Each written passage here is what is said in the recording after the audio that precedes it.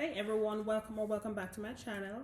I hope that you're all feeling well. I hope that you all started your November on a good footing. So if you're new here, my name is Rose, and on this channel it's all about personal finance, budgeting, and paying down my debts. So today I'm going to be sharing my October debt repayment progress, how much I've paid off, how I'm feeling about the journey so far now that I'm in the last quarter for 2024, and some of the challenges and wins that I had in November. So let's dive right into the numbers. So you are looking at my Q4 monthly debt progress tracker right here, and I'm going to go straight into my first debt account, which is my Amex Delta card. So for my Amex Delta card, I started quarter four with $234.49. I paid $40, which is the minimum payment. $6.38 of that payment was interest. So I'm starting November with $200.21.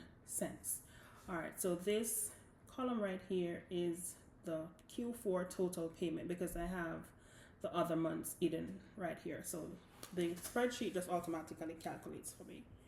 All right, so let's move on to my second account, which is my Ashley Furniture Store card. And I started the quarter four with $464.04. On this card, I paid $30 minimum payment and $11.83 in interest. So I'm starting November with $444.42 balance.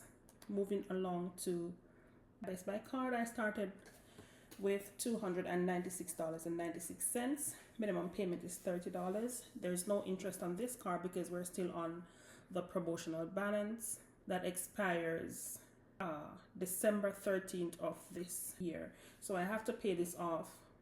If I don't, I'll be charged all the interest from December of 2023. So this card is my main priority to pay off before this date. All right, so I'm starting November with $266.96. Best Buy number two, we started quarter four with $2,188.15. Minimum payment was $43, and interest was paid at $20.05. So we started November with $2,154.88. All right. This card, we also have some promotion deferred interest as well. So the total promotional balance is $1,483.48 that will be expiring up to February of 2025. So it's two purchases. So the first one we have to pay by January 28th of 2025, and that's $376.05 when I did this check-in on the online account on the 4th. And the second purchase would be $1,107.43, and we must pay that balance by February of 2025.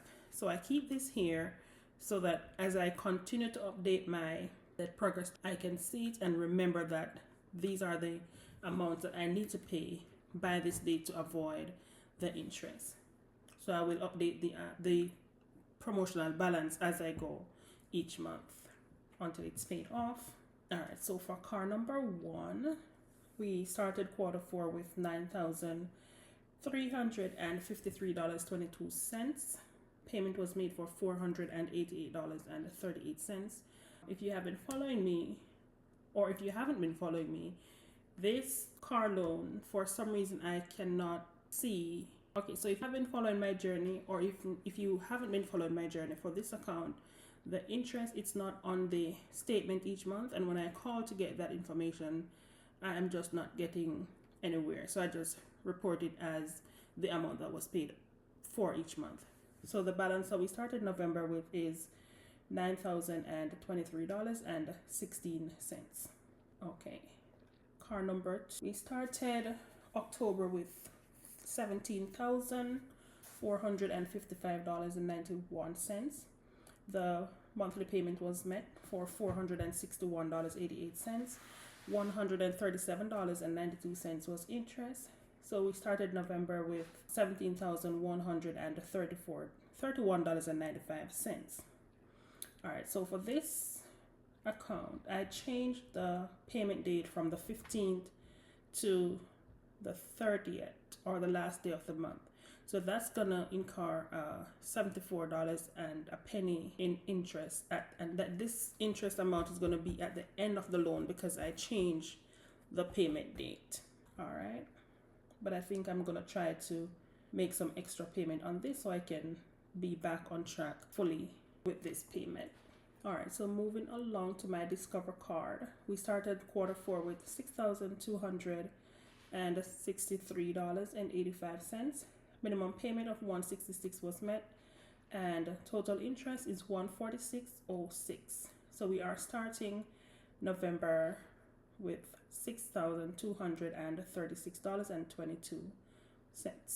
Home Depot started Q4 with $581.29. October payment was made for $29, and interest was a total of $13.94. So we are now at $567.59 balance on this card. All right, so moving along to my personal loan, personal one.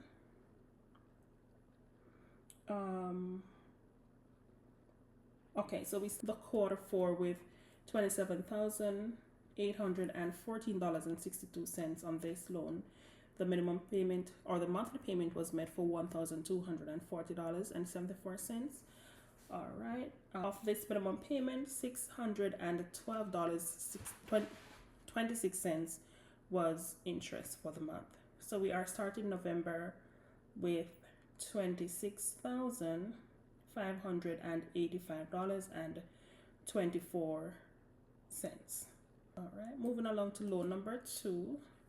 We started October Q4 with $24,987.44. The monthly payment was successfully met, and that's $766.32.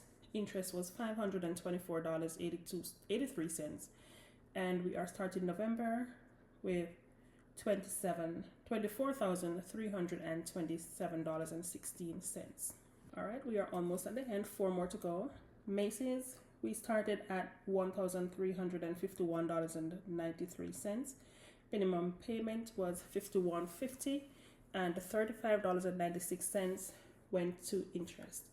So we are now at $1,337.52 balance. PayPal credit number 1. This is another card where there's no interest on it. So we started the quarter with $779.49. Minimum payment was met at $68. So we are now at $711.49 balance. All right. PayPal credit number 2. We started at $459.29.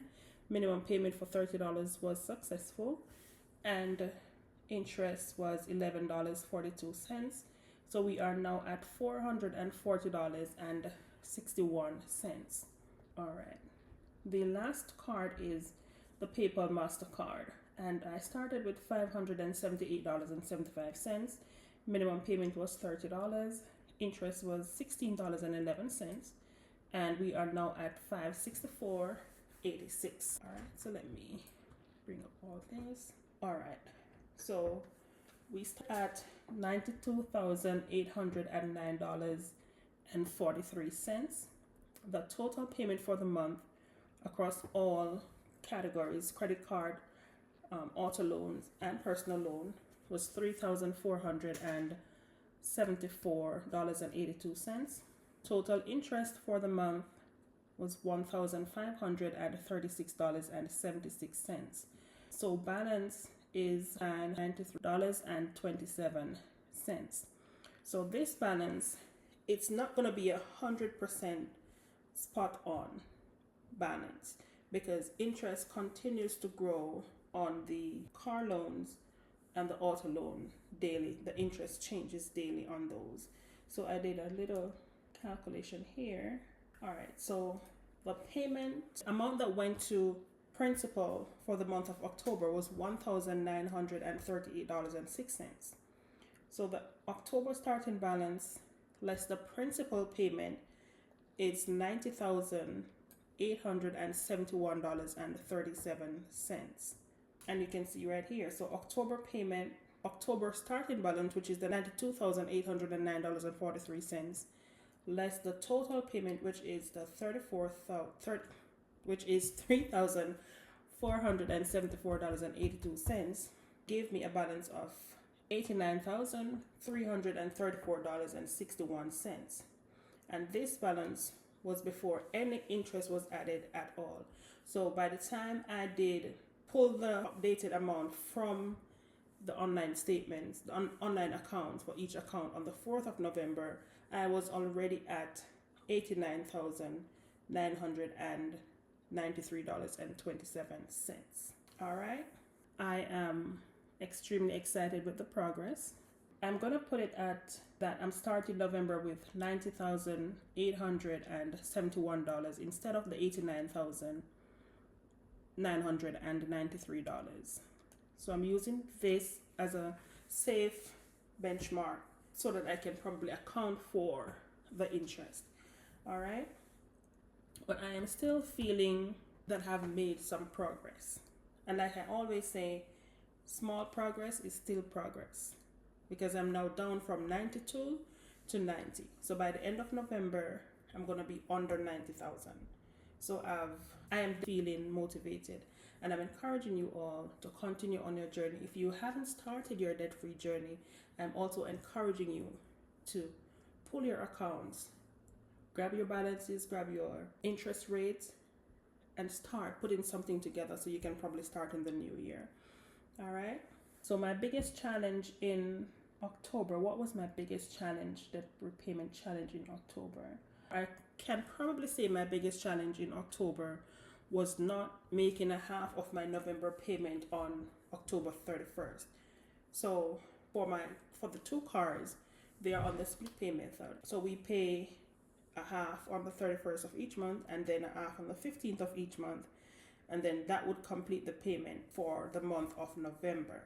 But for car number 2, like I explained earlier, I changed the due date to the 31st. So the payment is not going to be due until November 31st.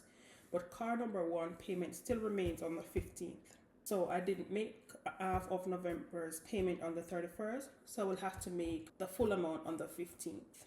And then I can go back to the split pay method come December for both vehicles. It was a struggle ending October for me. So that's why I had to just shift around certain things without asking for payment extensions. Right? So I'm going to say that was my challenge for debt repayment for the month of October. All right, so that wraps up my October debt repayment progress update. Despite the hiccups, I believe that I am still making progress, like I said before. And I hope that hearing about my journey inspires you to keep pushing forward on your own journey or to start your journey. So if you found this video helpful or motivating, please give me a thumbs up. And also, if you haven't already subscribed, please consider subscribing. Follow me on my debt repayment journey and my journey towards financial freedom. All right, so thank you very much for watching, and I'll see you all in the next video. Bye.